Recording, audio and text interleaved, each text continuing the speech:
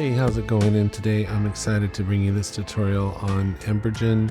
This is just a super quick and dirty quick start into the program.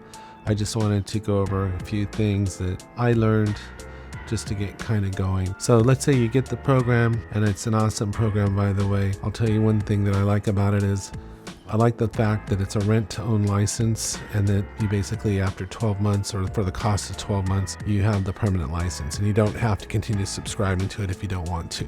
And I really appreciate that. I don't like subscription model softwares. But there's more than that I like about this program. One of the main things that I like about this program is that I just opened it up, and right out of the box, you hit play and you've got a simulation going. And actually it's a simulation that looks pretty impressive. I think it looks fantastic, actually. I mean, there's maybe some tweaking you can do to it, but I think it looks great. And it's right out of the box. It comes with the simulation already running. But it gets even better than that. It comes with over 104 presets. So if you go into your preset file, there's literally 104 presets. So they've done all the heavy lifting for you. So the purpose of this video is, let's say you just got it, and what you want to do is you just want to render out something and start using it right away. You want to start using one of the effects right away. That's the purpose of this video. So I'm not going to be going into all the intricacies of this program. I'm just going to show you quick and dirty how to render out something and be using it in your software like in about not even 10 minutes. So I'm just going over a couple of the basics just to get started. So one thing I'll show you is in this viewport here, if you left click, you can orbit around the object. And if you scroll, you can zoom in. And if you middle mouse button, you can pan. So you can reposition yourself pretty easy. You want to probably do that in the camera position. So you go into the camera position and then you do all that. You position yourself. So I'm hitting the middle mouse button right here, the scroll wheel right there. And then, like I said, you can position this maybe to a side of the explosion that you like better than another. That's real easy to navigate. And just make sure you're on camera when you do that. And then of course you got down here, you've got your play. So you hit play and there it goes. And you hit it again, it's pause, and you click that to reset it. And then you hit play again.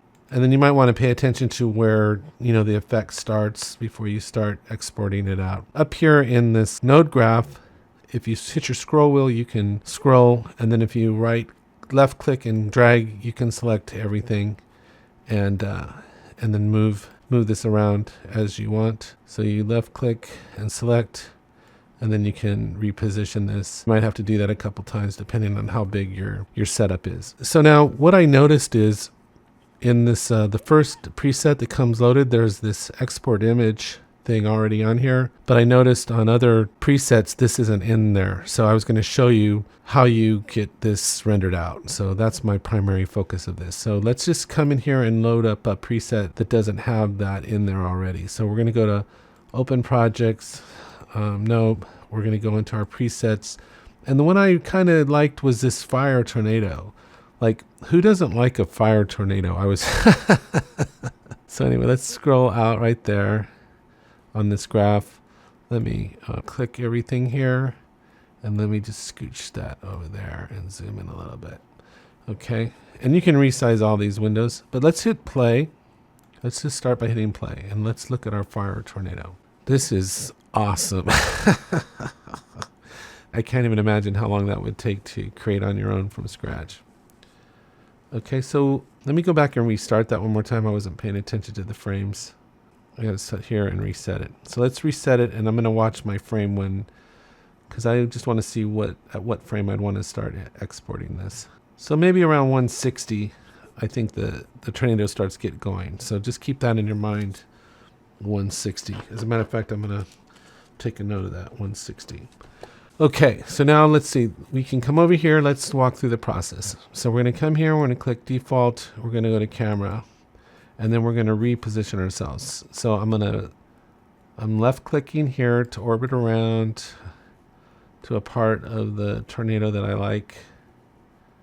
Let's say right there. Okay, now I'm hitting the middle mouse button and I'm dragging it. So I'm just positioning this to where I like it in the view. And that's all I got to do there. So I'm done with this viewport thing. Now you can render out in VDB volumes, or you can also render out with just a plain image. And I think image is probably the best way to go. I think rendering out in VDB is a whole nother world that I'll get into at a later date. So the node that we're most interested in, if we just want to get something rendered out of here, and remember we wanted to start about frame 160, is that we'll come here to the scene node and we just click on it. And then what I like to do is I'll scroll down here and you'll see where it says noise. I'm going to turn that to none. And where it says uniform color, I'm going to turn that to none. And then I want to make sure my background color is black. Okay, and that's it. And I'm not going to mess with any of these other settings, but you certainly should go in and play around with them. And you'll notice that we have our rendering style on realistic, which is fine. Now you'll notice on this particular window, we don't have our export node. And you're probably wondering, where is it?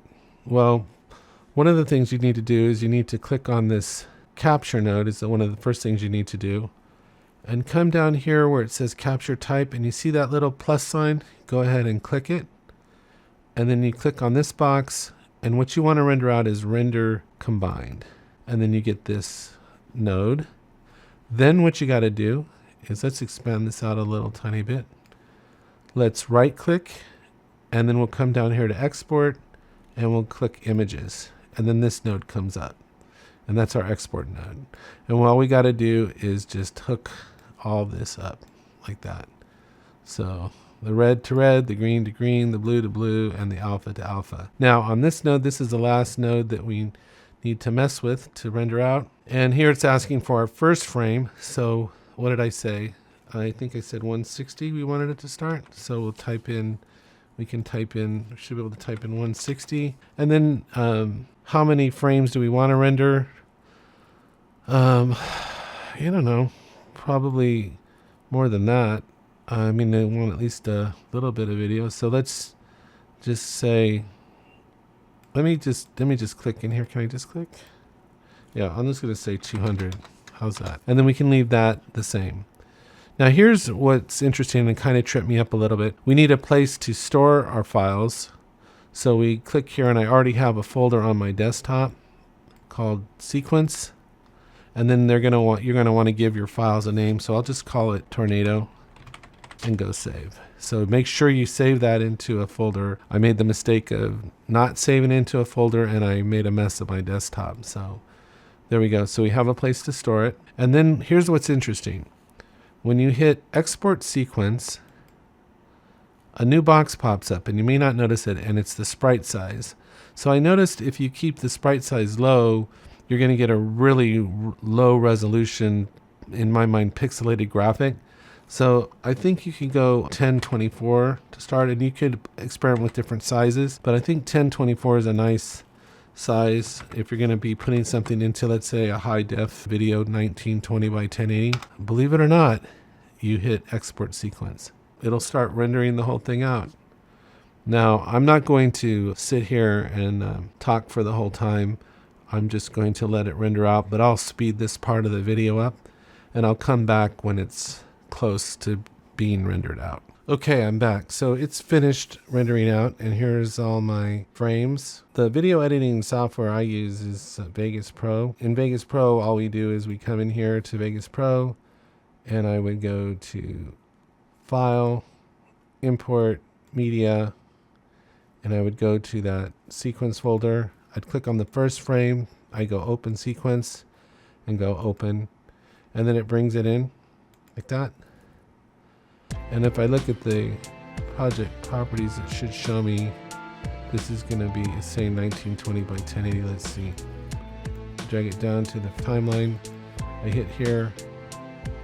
In Vegas, the background is black, but it's really transparent. So black is transparent because you can see the checkerboard here. So this is rendered out, and we simply render this out. So I'll just go as render as. One thing I do suggest doing, it takes a minute for this to kick in, but one thing let me cancel that for a sec. One thing I recommend doing is setting it on 32-bit and on your best render quality.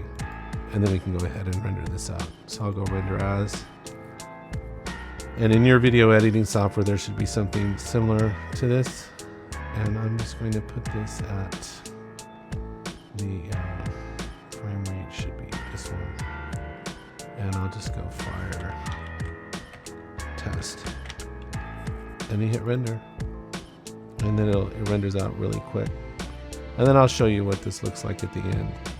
But I have to tell you, this is a fantastic program. I really like the fact that they have these presets built in and that you can learn a lot of how they constructed these by going into each node and learning how the settings and everything that they did. So I just can't say enough good things about this program. I highly recommend it. I was fortunate enough to get it on a Black Friday, so you might want to keep an eye on if they do a discount or run a special again, because then it's definitely worth it. Okay, well that's all I had for today. Take care, have a great day, and I'll talk to you next time.